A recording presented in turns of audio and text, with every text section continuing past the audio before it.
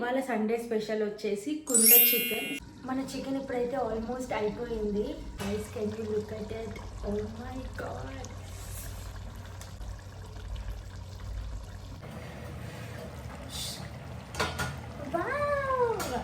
ఏ finally కుండ chicken curry అయితే అయిపోయింది. నేనైతే చికెన్ కర్రీతో ఒక చిన్న జొన్న రొట్టె, వేడి వేడి అన్నం అండ్ చికెన్ కర్రీ పెట్టుకున్నాను. So let's do the taste.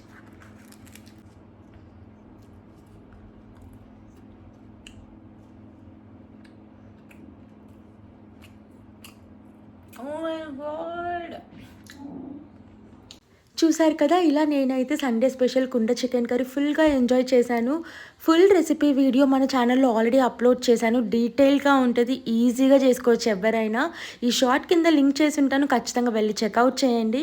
Thank you so much for watching and subscribe చేసుకోండి కదా.